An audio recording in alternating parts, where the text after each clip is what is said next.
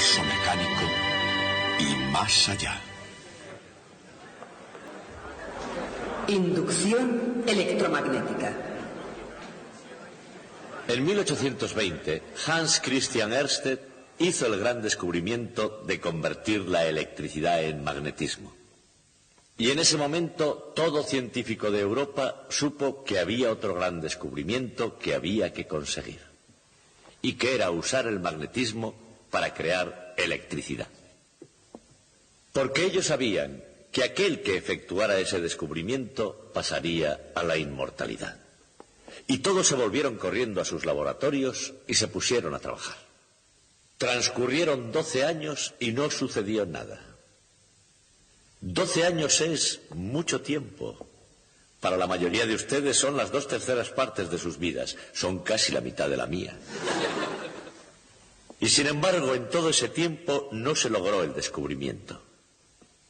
En la ciencia, cuando uno entiende algo, es muy difícil recordar lo que significa no haberlo entendido. El hecho es que durante ese periodo se realizaron muchos experimentos que contenían en sí mismos el descubrimiento, pero en formas tan complicadas que no se podían entender. Una vez hecho el descubrimiento y reducido a su esencia, es bastante sencillo y se lo voy a demostrar.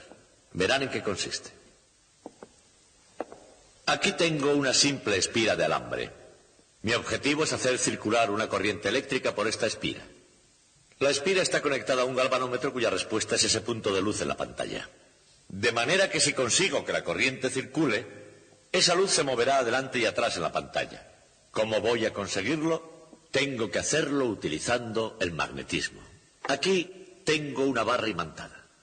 Utilizar esta barra imantada para hacer que la corriente circule por la espira es muy sencillo. Todo lo que tengo que hacer es mover la espira hacia el imán primero, luego otra vez la espira atrás. Y este fue el gran descubrimiento. Ah, por cierto, hay una cosa más. Si yo muevo la espira atrás y adelante, entonces la corriente va atrás y adelante y así continúa. Prácticamente toda la energía eléctrica, de una manera u otra, se genera mediante este mecanismo. En otras palabras, este descubrimiento es la base esencial de nuestra civilización eléctrica. Y este es nuestro tema de hoy.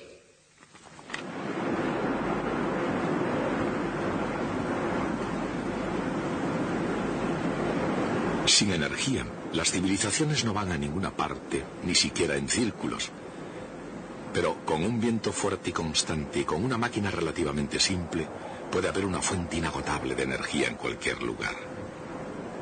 Y una vez convertida en electricidad, se logra lo que la antigüedad probablemente jamás imaginó. Hoy día parece fácil a primera vista, pero para comprender cómo produce electricidad el viento es necesario profundizar un poco más y adquirir un poco de perspectiva histórica.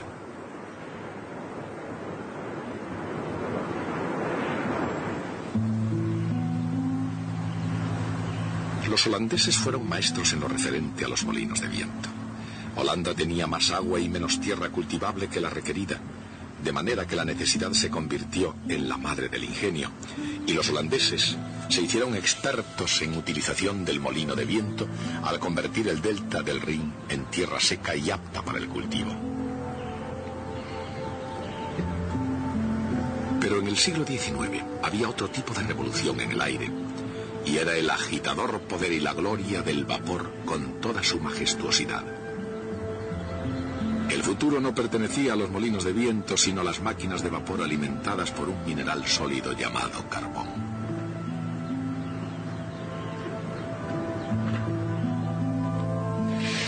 El carbón era barato, tan firme como una roca y tan práctico como las cercanas vías del tren, de modo que durante algún tiempo se estuvo quemando carbón.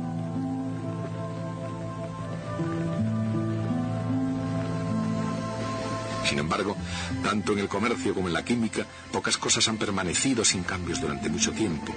Y aun cuando el carbón producía el vapor en las naciones industrializadas, entró en escena un elemento nuevo y diferente. Recibió el nombre de electricidad.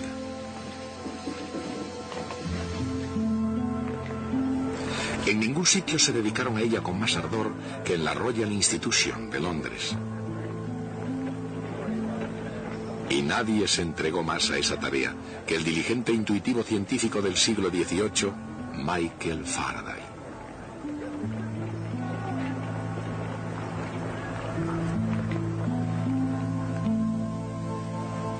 Indagó en los misterios de la ciencia porque para él el edificio de la naturaleza fue creado con una unidad fundamental.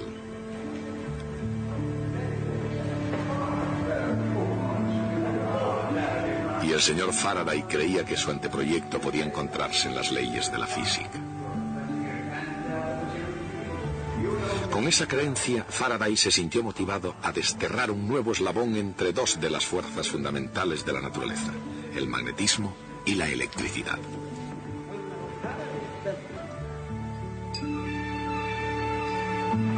Su búsqueda comenzó en 1821 con el descubrimiento de Hans Christian Ørsted de que una corriente eléctrica en movimiento crea un campo magnético.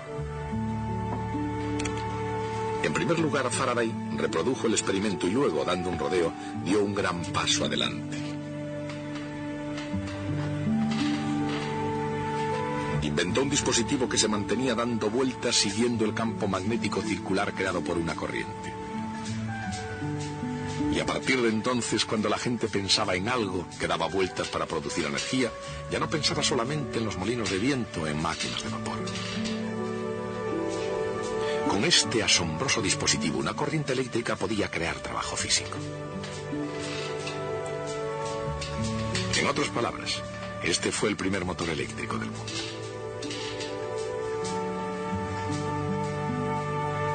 La mente inquieta de Faraday, una científica crucial.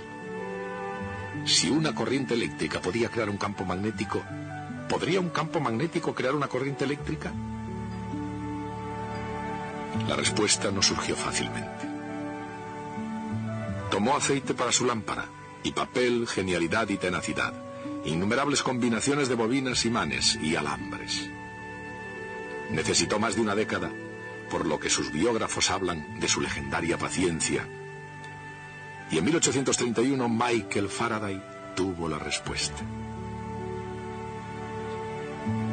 Cuando conectaba una batería a una bobina, se generaba una corriente de muy corta duración en otra bobina.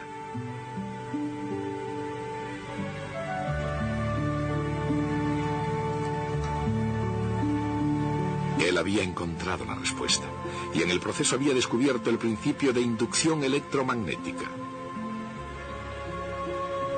¿Cómo funciona realmente la inducción electromagnética? En otras palabras, ¿cómo puede un campo magnético producir una corriente eléctrica en un circuito?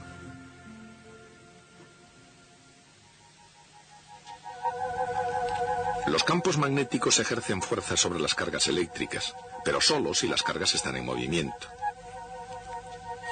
La dirección de la fuerza es perpendicular a la velocidad y al campo, y depende del signo de la carga, en este caso negativa.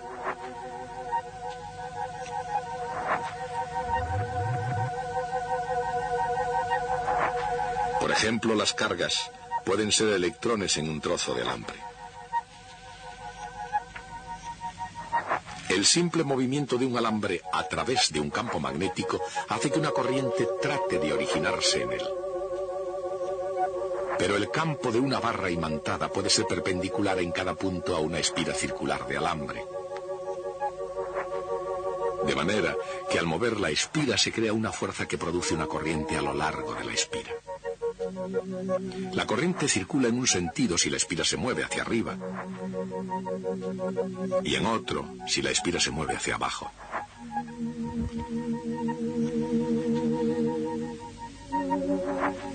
Por supuesto, también circula corriente si la espira permanece quieta y el imán se mueve. En un sentido, si el imán se mueve hacia abajo,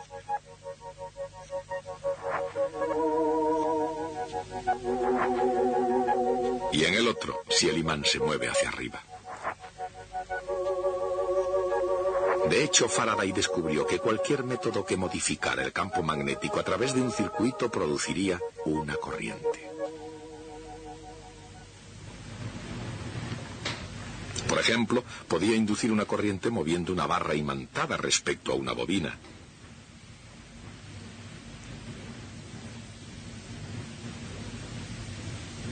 Y cuando Faraday conectaba una bobina a una batería, el aumento repentino del campo magnético inducía una oleada de corriente en otra bobina.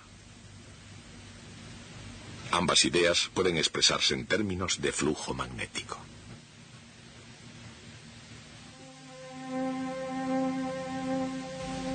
El flujo magnético total a través de una superficie es la integral de la componente del campo magnético perpendicular a cada elemento de área de la superficie.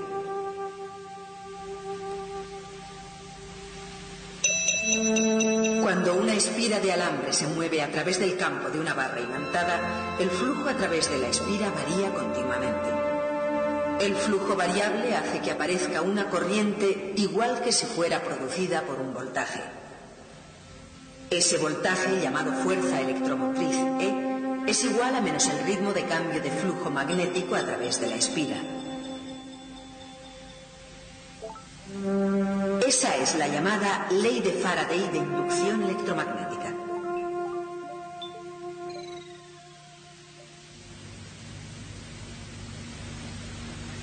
Una generación más tarde y en otro continente, otros geniales pioneros sacarían el mayor provecho del descubrimiento de Faraday.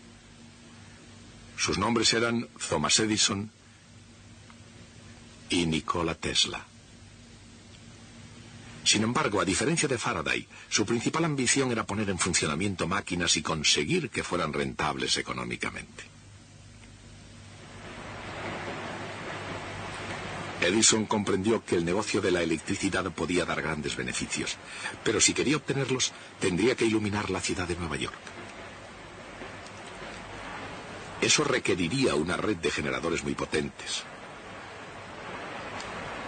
Y con independencia de su forma técnica, el principio de toda dinamo surge de la ley de Faraday de inducción electromagnética.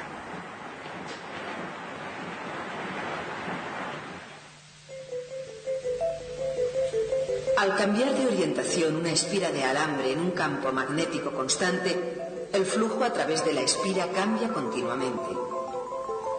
La diferencia de potencial resultante y la intensidad de corriente son sinusoidales, yendo primero en un sentido y luego en el otro. Utilizando ingeniosos contactos deslizantes unidos a bobinas en rotación, Edison fue capaz de compensar la diferencia de potencial oscilante, obteniendo una corriente que siempre circulaba en la misma dirección desde sus generadores.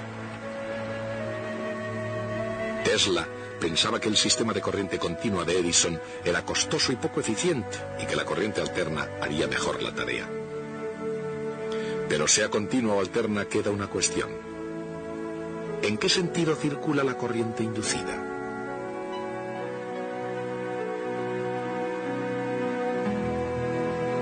Siempre que varía el flujo magnético a través de una espira de alambre, circula corriente a lo largo de ella. La corriente circula en un sentido si el flujo decrece y en el otro sentido cuando el flujo aumenta.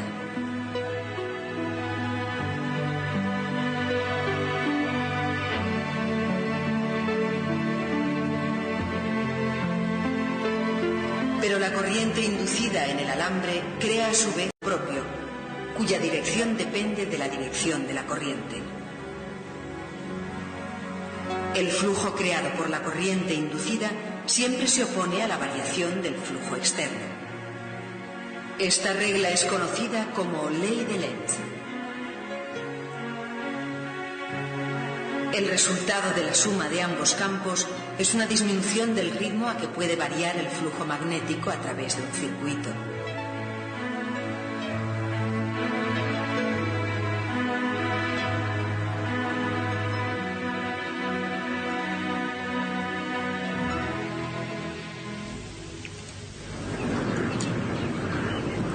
A medida que la energía eléctrica se volvió más importante, la ley de Lenz no disminuyó el ritmo de cambio del progreso tecnológico.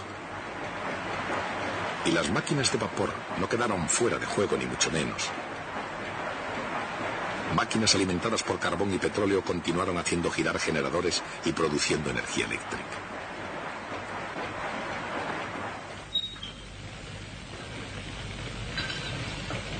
Sin embargo, Cuanta más cantidad de carbón y petróleo se extraía y utilizaba, tanto más evidente resultaba que la Tierra cuenta con una cantidad limitada.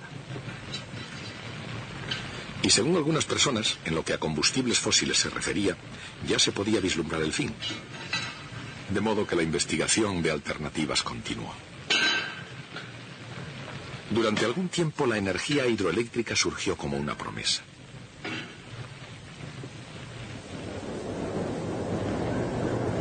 Pero en la búsqueda de una fuente de energía limpia, eficiente y abundante, ni todos los ríos del mundo juntos podrían jamás proporcionar suficiente. Así como tampoco podría hacerlo el viento por sí mismo.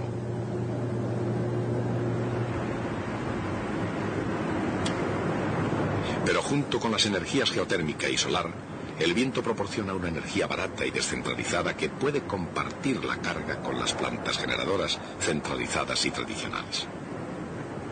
Valiéndose de la tecnología actual, estos molinos son mucho más eficientes que sus semejantes holandeses de hace unos siglos.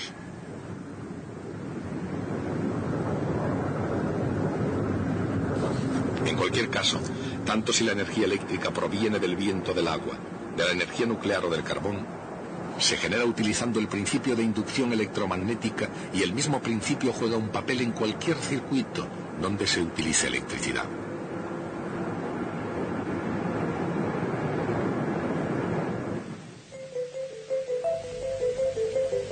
Una corriente eléctrica en cualquier circuito crea un campo magnético que en cualquier momento que cambie induce una corriente en el propio circuito que se opone a ese cambio. Este fenómeno se llama autoinducción. El efecto de la autoinducción es más intenso en una bobina de muchas espiras llamada solenoide, y es precisamente porque forma muchos lazos alrededor del flujo cambiante.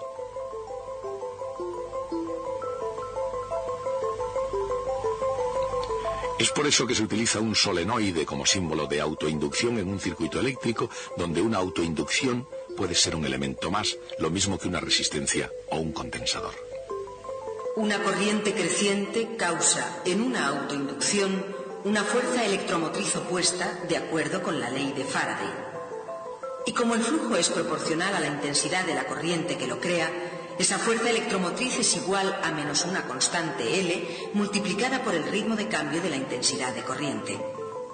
L es el llamado coeficiente de autoinducción o inductancia del elemento del circuito. Una autoinducción se opone y frena el aumento de intensidad de corriente en un circuito, mientras que una resistencia puede causar su pérdida disipando energía.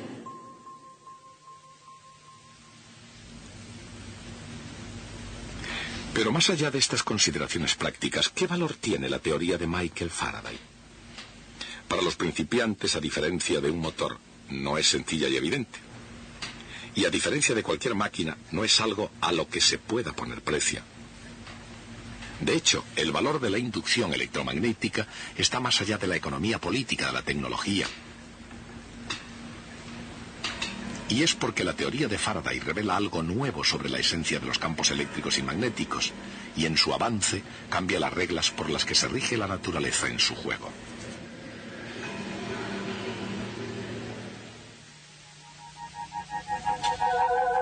Los campos magnéticos tienen circulación, pero nunca convergen a un punto.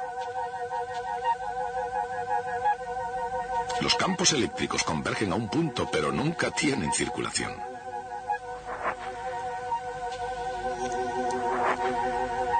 En lenguaje matemático eso significa que la integral de línea de un campo electrostático a lo largo de cualquier trayectoria cerrada es siempre igual a cero.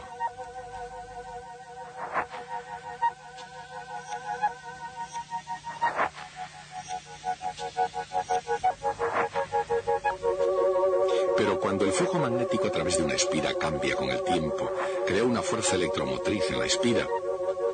Y esa fuerza electromotriz es debida a un campo eléctrico cuya integral de línea no es igual a cero.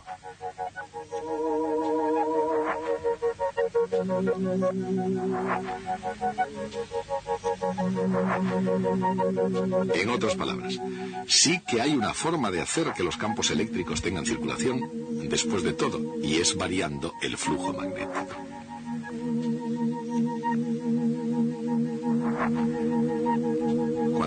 Faraday descubrió que un flujo magnético variable podía producir una circulación en un campo eléctrico, añadió algo extraordinario a las leyes de la electricidad y del magnetismo.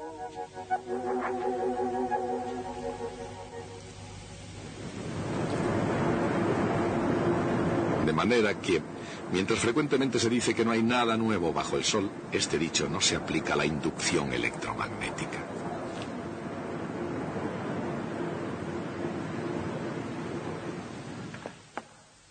Desearía mostrarles algo verdaderamente extraordinario, pero antes tengo la obligación de explicarles qué es lo que van a ver. Cuando primeramente discutimos la inducción electromagnética, expliqué que la forma en que funcionaría era esta. Dije que el alambre se mueve a través del campo magnético. Y debido a este movimiento del alambre se ejerce sobre las cargas en el interior una fuerza que pone la corriente en movimiento. Pero cuando finalmente formulamos la ley de Faraday, describimos ese fenómeno de un modo totalmente diferente. Dijimos entonces que la fuerza electromotriz es proporcional al ritmo de cambio del flujo magnético total a través del circuito. Esto sugiere que el experimento se puede hacer de una manera completamente diferente. Lo que podemos hacer es tomar un solenoide, es una bobina en forma de hélice, como esta, en la cual el alambre da vueltas y vueltas. Si pasamos una corriente a través de ella, crea un campo magnético en esta dirección. Ahora, si coloco una espira de alambre alrededor del solenoide, así, y la conecto a un galvanómetro, así, cuando conecto el solenoide, el flujo a través de esta espira aumentará incluso aunque no haya nunca en absoluto campo magnético en la posición del alambre. Y de acuerdo con la ley de Faraday, el galvanómetro debería saltar. Por supuesto, ustedes pueden no estar de acuerdo. Dirán que el campo magnético en la posición del alambre no es cero, porque el flujo magnético que pasa a través del solenoide tiene que regresar afuera en algún sitio, y por eso existe algo de campo magnético fuera. Puedo remediar ese problema si cojo el solenoide y lo hago doblar sobre sí mismo, formando una especie de rosquilla o toroide. Un toroide sería una cosa así. Tiene algunas espiras de hilo metálico alrededor, y cuando hacemos pasar una corriente por ellas, las líneas de flujo magnético van alrededor del toroide y se cierran sobre sí mismas sin salir nunca al exterior, de manera que el flujo magnético fuera del toroide es realmente igual a cero. Ahora, si tomo una espira y la hago correr por el centro de la rosquilla, después hacia atrás y la conecto al galvanómetro, cuando conecto el toroide, el galvanómetro debería saltar, aun cuando el campo magnético en la posición del alambre sea exactamente cero. Esto es lo que les voy a mostrar. Tengo aquí un toroide. Puedo conectarlo mediante este interruptor, y lo que pasará es que habrá flujo magnético dentro, pero no habrá en absoluto campo magnético fuera. Puedo demostrar esto porque la espira de alambre la tengo aún conectada al galvanómetro. Saben que si hay un campo magnético en torno a la posición de esta espira de alambre, el galvanómetro saltará. Puedo poner el alambre justo sobre el toroide, así, tan próximo como quiera. Lo conecto con este interruptor y podrán ver que no sucede nada. El galvanómetro no se mueve nada cuando abro o cierro el interruptor. No sucede absolutamente nada. Pero, si en lugar de eso tomo el alambre y lo paso a través de la rosquilla, el resultado es completamente diferente. Puedo hacerlo simplemente soltando el cable y ensartándolo por el centro de la rosquilla de esta forma, y cerrándolo otra vez. Ahora, incluso aunque todavía no haya campo magnético en la posición del alambre, cuando yo conecte el toroide, saltará el galvanómetro. Presten atención. Aquí lo tienen. Cuando lo apague sucederá lo mismo. ¿Lo ven? Esta es la esencia de la inducción electromagnética. Hay algo más que quisiera mostrarles con referencia a la inducción electromagnética. Es este péndulo. Es un péndulo ordinario, pero que tiene una pieza de cobre en su extremo. Cuando oscila, la pieza de cobre pasa por entre los polos de un electroimán. El electroimán ahora no está conectado. En el caso de que lo estuviera, imaginen lo que pasaría. La pieza de cobre oscilaría dentro del campo magnético. Debido a que se mueve dentro del campo magnético, entonces por inducción electromagnética se inducirían corrientes eléctricas en el cobre. Siempre que circulan corrientes eléctricas por un metal producen calor, Y si se calienta significa que se estaría perdiendo energía en algún sitio. ¿De dónde procede esa energía? El único lugar del que puede proceder es de la oscilación del péndulo. El péndulo debería disminuir su velocidad si conecto el electroimán, cosa que puedo hacer cerrando el interruptor. Esto es lo que voy a hacer. Haré oscilar el péndulo de nuevo. El péndulo empezará a oscilar. Fíjense en el ritmo de oscilación. Y cuando cierre el interruptor, podrán comprobar que el péndulo disminuye su velocidad. Así que mucha atención. Lo pongo a oscilar, cierro el interruptor precisamente ahora y observen. ¿Qué? ¿Se dan cuenta? Me gustaría que vieran otra cosa. La inducción electromagnética no solo puede detener una pieza de metal, también la pone en movimiento, porque a una pieza de metal no le gusta estar donde hay una intensidad de campo magnético muy fuerte, como el que tengo aquí. Si coloco este aro de aluminio, podremos ver que en cuanto lo conecte, el aluminio de hecho dará un salto en cuanto esté conectado. Gracias. No puedo hacerlo mejor, así que hasta el próximo día.